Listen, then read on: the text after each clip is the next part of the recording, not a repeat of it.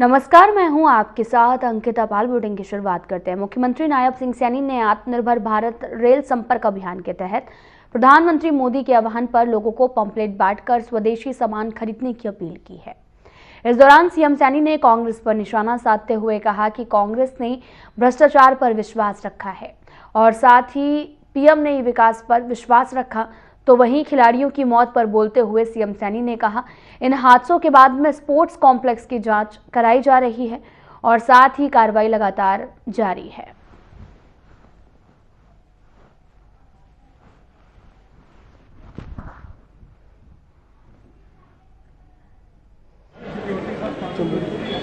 कार्यक्रम आत्मनिर्भर भारत और रेल यात्री संपर्क अभियान,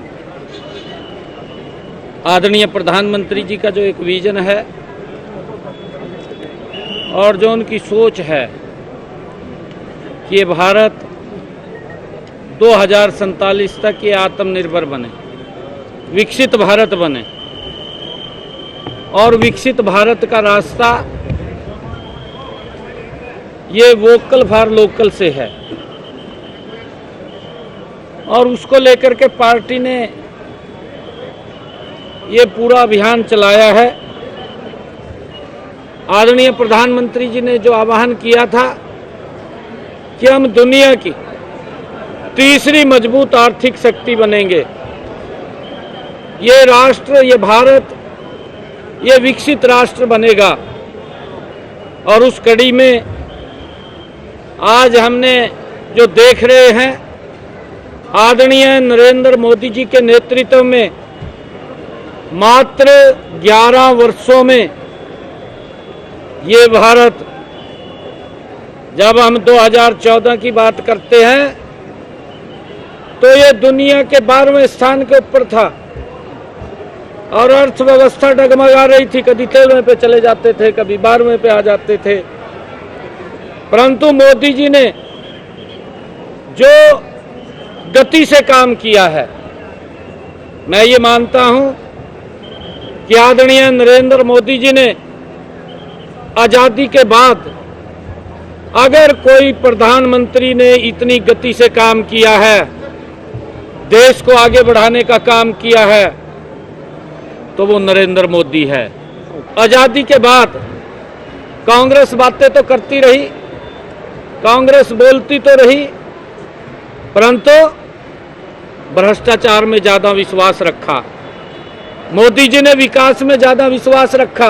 ये 40, 45, 70 सालों में जो कांग्रेस पार्टी देश के ऊपर शासन किया, गारे से निकल करके जाते थे, ये मोदी है कि अमृत भारत स्टेशन के तहत चंडीगढ़ का जीर्णोद्धार, पंचकुले का जीर्णोद्धार और एयरपोर्ट से अव्वल दर्जे का ये स्टेशन बनाने का काम किया। यही विकसित भारत है। हमें बड़ा दुख है, मेरी परिवार में बातचीत भी हुई है और मैं उसकी जांच करवा रहा हूं भी वो पोल कब लगे थे, किसने लगाए थे, वो सारी जांच करवा रहा हूं। हमने कार्रवाई भी की है और आगे हमने आदेश किए हैं विभाग को भी जितने भी पोल जहां जहां भी इस प्रकार के लगे हुए हैं उनकी कंडीशन को देखा जाए और चेक करके उनको दुरुस्त किया जाए।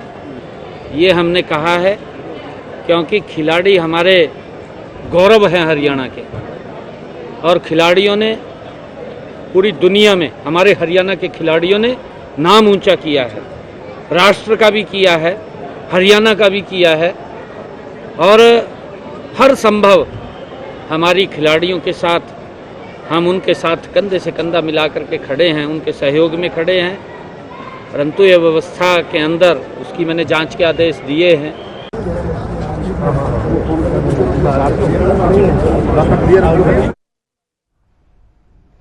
यमुनानगर रेलवे स्टेशन पर आत्मनिर्भर भारत अभियान के तहत विशेष रेल यात्री संपर्क कार्यक्रम आयोजित किया गया। कार्यक्रम में मंत्री श्याम सिंह राणा, विधायक घनश्याम दास अरोड़ा और जिला अध्यक्ष राजेश सापरा समेत कई वरिष्ठ नेता और कार्यकर्ता शामिल हुए। नेताओं ने रेलवे स्टेशन पर यात्रियों से मुलाकात कर स्वदेशी उत्पादों के उपयोग का आह्वान किया है और हरियाणा सरकार पूरे प्रदेश में इस अभियान को बढ़ावा दे रही है। मुख्यमंत्री नायब सिंह सैनी ने चंडीगढ़ से इसकी शुरुआत की थी, जिसके बाद यमुनानगर में भी जागरूकता कार्यक्रम सफलतापूर्वक संपन्न हुआ। इस दौरान कृषि मंत्री श्याम सिंह राणा खुद रेल डिब्बों में जाकर यात्रियों से जुड़े और स्वदेशी अपनाने के पर्चे भी बांटे हैं।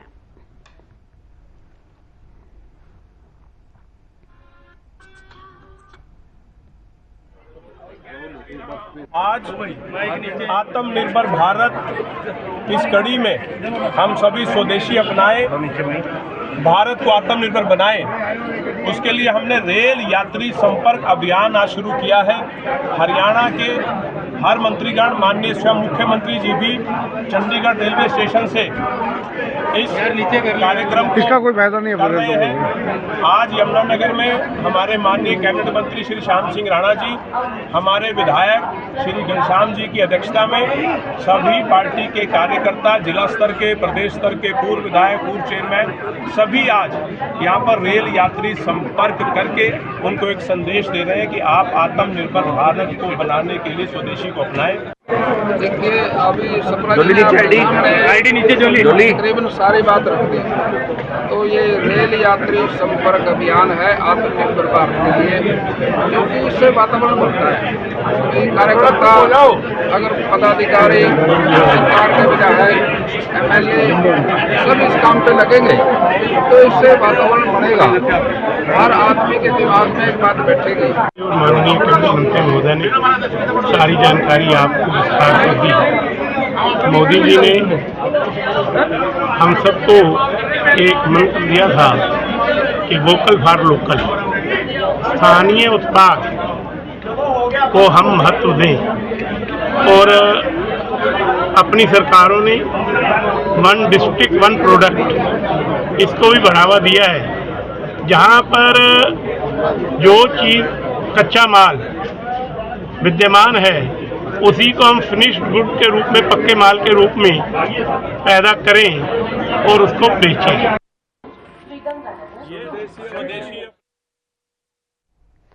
फरीदाबाद पुलिस की ओर से लगातार सर्चिंग अभियान जारी है, जिसके चलते बल्लभगढ़ में आज सभी होटल्स और गेस्ट हाउस में सर्चिंग अभियान चलाया गया।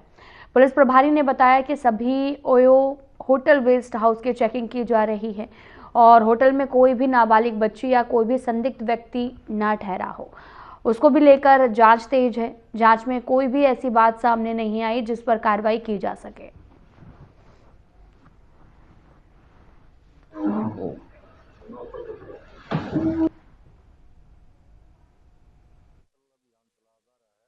जो होटल हैं इनके रजिस्टर चेक करते हैं, भाई एंट्रीज में जो ठहरते हैं उनकी प्रॉपर है, प्रॉपर आईडी है, वो नाबालिग ना ठहर रहा हो, कोई संदिग्ध व्यक्ति ना ठहर रहा हो। क्योंकि जो आजकल ये चल रहा है अभियान, सर्च अभियान, बार बार हम इन मस्जिद भी चेक करते हैं, एरिया की मंदिर, धर्मशाला, ओयो होटल, इनको चेक करते रहते हैं और आज भी हम ये इसी तरीके से चेक करेंगे। कुछ पाया गया कि चेकिंग के दौरान? कोई नहीं पाएगा। आप भी हमारे साथ हो, चेक कर रहे हो, तो इस प्रकार का कोई संदिग्ध व्यक्ति या नहीं पाया गया। ये आज ही करी गई है या और भी बार बार करते रहते हैं, हफ्ते में 10 दिन में मैं चेक करता रहता हूँ।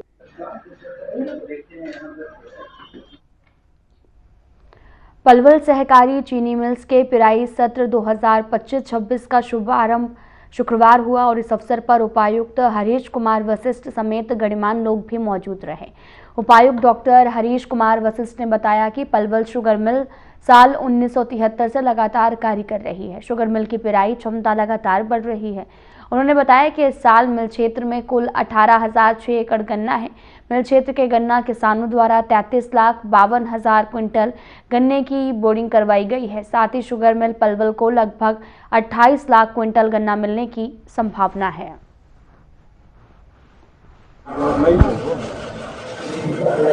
आज बड़ा हर्ष का विषय है कि आज से हमारी शुगर मिल शुरू हो रही है। 3-4 दिन पहले काफ़ी किसान मिले थे। मैंने आदरणीय सहकारिता मंत्री डॉक्टर अरविंद कुमार शर्मा जी से निवेदन किया और उन्होंने तुरंत संज्ञान लेते हुए 2 दिन में ही मिल को शुरू करवाया है। इसके लिए भी हम आदरणीय मंत्री जी के आभारी हैं और मैं उम्मीद करता हूं कि पिछले वर्ष की तरह इस साल भी बिना किसी ब्रेकडाउन के, बिना किसी समस्या की मिल चलेगी और किसानों को पूरे सीजन में किसी प्रकार की कोई तकलीफ नहीं होगी। लेकिन इस बार हम उम्मीद करते हैं कि शुगर प्रोडक्शन थोड़ा ज़्यादा होगा। पिछले 28 लाख मिड मार्च अप्रैल तक चले गए हमारे में।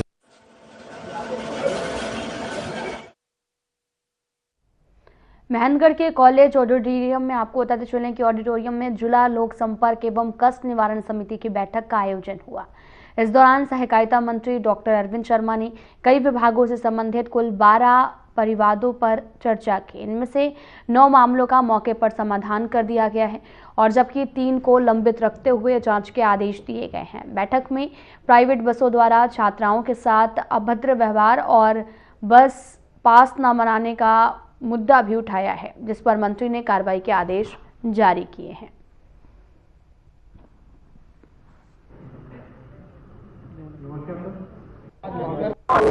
देखिए 12 मैटर डिस्कस हुए हैं बड़े ठोक करके, और आज खुशी की बात यह है कि भाई जो पुराने जो मैटर थे, कई एक्शन टेकन रिपोर्ट में जो आते हैं विधायक, वो कई मैटर जो है बहुत अच्छे तरीके से प्रशासन ने सॉल्व किया उनको, और शिकायत जो करता थे, कंप्लेनेंट थे, वो संतुष्ट हुए।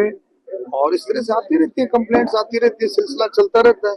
मामला बहुत लंबा चौड़ा है और लेकिन पूरा प्रशासन हम सब मिलकर के यही कोशिश करते हैं, जो माननीय नायब सिंह सैनी जी का, प्रधानमंत्री जी का जो गाइडलाइंस है, जो उनकी दिशा निर्देश है कि भाई कोई भी जनता का, कोई भी आदमी, जो जनता के लोग हैं, आम लोग हो, किसी तरह से तंग ना हो और उनकी जो समस्याएं हैं उनका समाधान।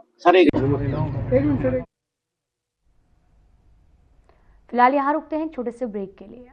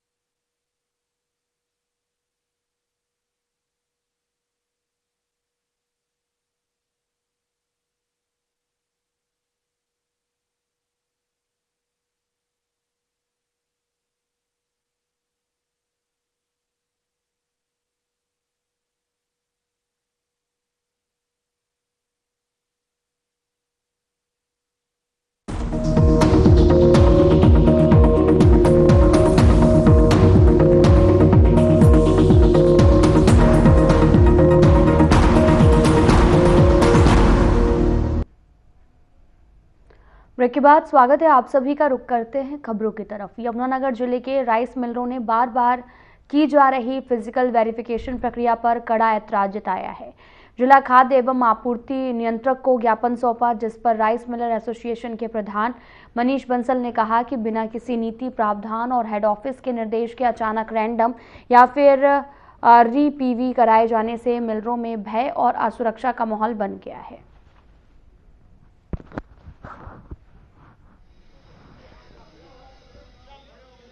हम जिला यमुनानगर के सभी राइस मिलर आज अपने डीएफएससी साहब को सिर्फ यही बात कहने के लिए आए हैं कि हम जो ये बार बार हमारी सेंटरों की फिजिकल वेरिफिकेशन हो रही है, हम ये करवाने में असमर्थ हैं। और हम लोग आज ये सरकार को पूरा जिला की तरफ से एक बात कहने आए हैं कि हमारे शेल्टरों से जितनी सरकार की पैडी है वो अपनी पैडी किसी भी कैंपस में शिफ्ट करवा लें।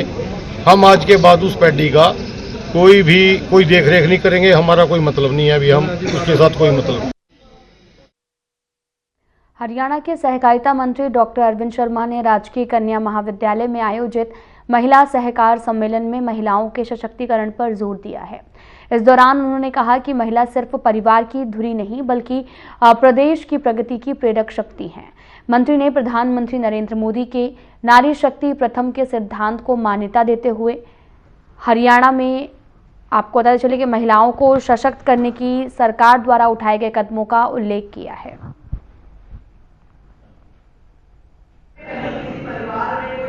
महिला सहकार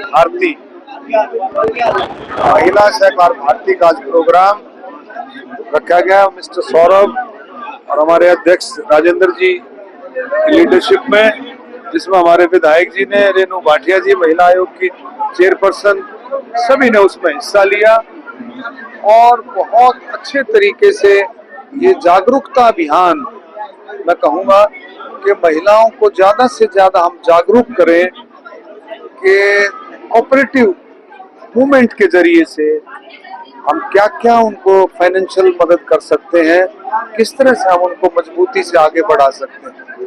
मैंने कहा भी है ऑफिसर साहिबान को भी और अपने चेयरमैन साहब को भी कहा है कि मिलकर के इसमें डिफरेंट तरीके से कैंप भी लगाएं कि महिलाओं के लिए कि भी कहाँ कहाँ महिलाएं, जैसे आपके सेल्फ हेल्प ग्रुप है, जिन महिलाओं को इस बात की नॉलेज है वो आगे बढ़ती है, उनके साथ एक एक सेल्फ हेल्प ग्रुप में कहीं 15, कहीं 10, कहीं 20, कहीं 25 महिलाएं जुड़ करके वो अपना काम करती हैं और उनके परिवार की आमदन, ठीक ठाक आमदन उनको मिल जाती है, जिसका उनके परिवार का गुजारा भी होता है।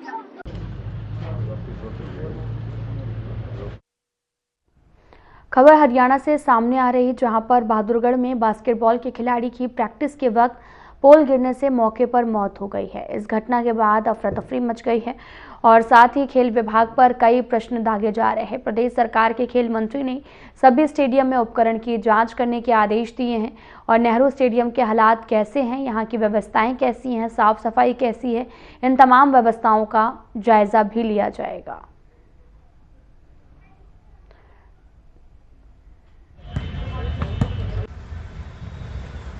बहादुरगढ़ में प्रैक्टिस करते हुए बास्केटबॉल के खिलाड़ी की मौत के बाद खेल विभाग की नींद खुल गई है और ऐसे में खेल मंत्री ने ये आदेश जारी किए हैं कि जितने भी खेल स्टेडियम है वहां पर जो उपकरण है उसकी जांच की जाए।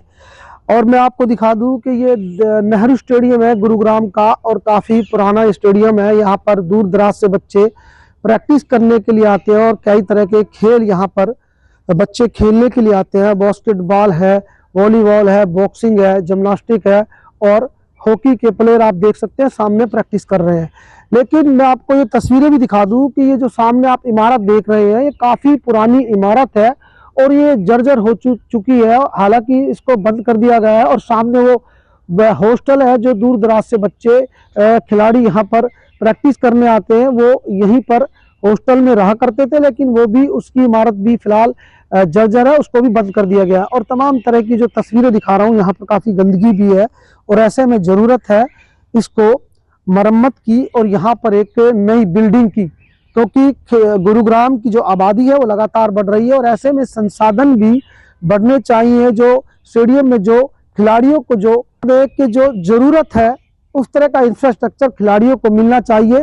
हमारे साथ जमीन सत्र पर जुड़े हैं और यहाँ पर लगातार स्टेडियम से जुड़े रहे हैं अनिल भारद्वाज जी, ये बताएं कि आप इतने पुराने खिलाड़ी और यहाँ पर आप काफ़ी सालों से यहाँ पर प्रैक्टिस भी किया आपने, कितनी ज़रूरत है, किस तरह की ज़रूरत है यहाँ पर? देखो, जो रोहतक और बहादुर में हुआ ना, वो कोच की और जिला खेल अधिकारी लापरवाही है। ग्राउंड का समय समय पर जो जिस तरह की सुविधा होती है उसकी जांच होती है। जैसे बास्केटबॉल का पोल था, वो बहुत गहरा होता है, बहुत मोटा होता है, मजबूत होता है, वो ऐसे नहीं गिरता। वो गिरा है खिलाड़ी पर, तो इसका मतलब है कि बहुत जर्जर हालात थी। अगर वो कोई निजी एकेडमी थी, नर्सरी थी, जहाँ पे खेल विभाग ने नर्सरी दी है, तो जो नर्सरी अलाट करते हैं उससे पहले टीम जाती है खेल विभाग की, तो उसने ग्राउंड की जाँच की होगी। उन्होंने वो पोल नहीं देखा या झूठ बोला या आपने किसी को नर्सरी दिलवाने के लिए से हुआ, तो उस पर गहन जांच होनी चाहिए। ऐसे नहीं छोड़ना चाहिए कि मौत हो गई जी, और उसको 5 लाख रुपए दें, छोड़ नहीं। इस पे दोषियों पे कार्रवाई होनी चाहिए। हत्या एक तरह से हत्या का मामला है, ये कोई अपने आप हत्या नहीं हुई है। एक खिलाड़ी को आपने वो सेंटर बंद किया गया क्या कोच ने जिला खेल अधिकारी को लिख कर दिया था कि पोल खराब है? अगर लिख कर दिया था तो जिला खेल अधिकारी ने उस पर क्या कार्रवाई की? अगर जिला खेल अधिकारी को कोच ने लिख कर नहीं दिया था तो फिर कोच से जवाबदारी क्यों नहीं ली जा रही? कैसी वो नर्सरी दे दी गई थी? खैर ये बातें हैं। जहाँ तक गुरुग्राम की बात है तो अभी जो ग्राउंड है उन पर ऑल आर सुविधा सही है। वॉलीबॉल है, बास्केटबॉल है, बॉक्सिंग है, ताइक्वांडो है, हॉकी है, एथलीट है, सब ठीक है। अभी तो कुछ साल में काम हुआ है। लेकिन यहाँ एक हॉस्टल चलता था और ये हॉस्टल अगर मैं सही हूँ तो ये प्रदेश का पहला हॉस्टल था, खेल हॉस्टल, जिसमें हॉकी थी, जिम्नास्ट थी, मुक्केबाजी भी रही है और एथलीट की थी और जिम्नास्ट का चला, वॉलीबॉल सॉरी। और हॉस्टल के कारण गुरुग्राम की वॉलीबॉल और हॉकी टीमें प्रदेश में बहुत ऊपर तक रही हैं, मतलब प्रथम सेकंड लेवल पर रही हैं, अच्छी अचीवमेंट रही है। 2014 में इसको बंद किया गया हॉस्टल को, कहा कि जो बिल्डिंग है खराब हो चुकी है। लेकिन ये बिल्डिंग 2014-2025 जा रहा है, अगले महीने दिसंबर आ जाएगा, ना इसको तोड़ा गया, ना इसका रेनोवेशन किया गया, ना इसको नया बनाया गया। अब ऐसे आप एक दशक, 2 दशक, 1.5 दशक काम नहीं करोगे तो कैसे खेल आगे बढ़ेगा?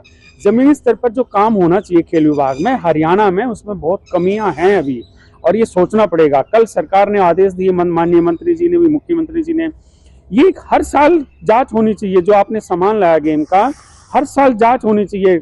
कोचिज से रिपोर्ट लेनी चाहिए कि आपके सेंटर पे जो खेल सामग्री है उसकी क्वालिटी कैसी है। एक एक्सपर्ट को बुलाइए, उससे दिखाइए, तब जाके ये हादसे रुकेंगे। ये हादसा तो हो चुका, पर ये हादसे को याद रखना जरूरी है ताकि भविष्य में ऐसे हादसे ना हो। अनिल जी, और भी ये सामने बिल्डिंग है, ये भी काफी पुरानी बिल्डिंग हो गई है, यहाँ पर भी जरूरत है इस बिल्डिंग को बनाने की। सामने यहाँ जिम चलता था, जिम भी शायद बंद है, चालू इतना? हाँ, वो बंद है क्योंकि ये तो पुराना ऑफिस था, वो हॉस्टल था, ये बंद है। ये शायद कैंडम खत्म कर दी है और मेरे ख्याल में जिला खेल अधिकारी जी ने उच्च अधिकारी को लिखा भी हुआ है कि इनको तोड़ा जाए। और ऊपर से जो परमिशन आएगी शायद उनको तोड़ेंगे, क्योंकि मेरी बात हुई थी कि हमने लिखा है तीनों बिल्डिंग के लिए। क्या लगता नहीं स्टेडियम में खिलाड़ी बहुत ज्यादा प्रैक्टिस करने के लिए आते हैं, जरूरत है इन हॉस्टलों की, ऑफिसों की? हॉस्टल तो बहुत जरूरी है। गुरुगांव में यहाँ पे हॉकेस्ट ट्रैप है, ताऊ देवीलाल स्टेडियम में सिंथेटिक ट्रैप है एथलेट का, तो यहाँ पे हॉस्टल बहुत जरूरी है। अब समझ से बाहर है कि यहाँ 2 चीज बड़ी हैं, राज्य स्तर की हैं, प्रदेश के खिलाड़ियों को लाभ मिला, हॉस्टल क्यों नहीं है? तो उसके लिए पहले बिल्डिंग बनाई जाएगी। अब कितना धीमा, मतलब उस पर ध्यान नहीं दिया जाता, ये समझ से बाहर है। एक बार माननीय नरवीर जी मंत्री थे, उसमें उन्होंने यही फंक्शन थे, तो फंक्शन में कहा था यह बात कि गुरुग्राम या उत्तर दक्षिण हरियाणा में अगर खेलों की सुविधा कम है तो ये मैं मान के चलता हूँ कि जो नेतृत्व करते हैं नेता लोग, चाहे किसी पार्टी का, ये हमारी कमी है कि हम यहाँ पे सुविधा नहीं दिला पाते।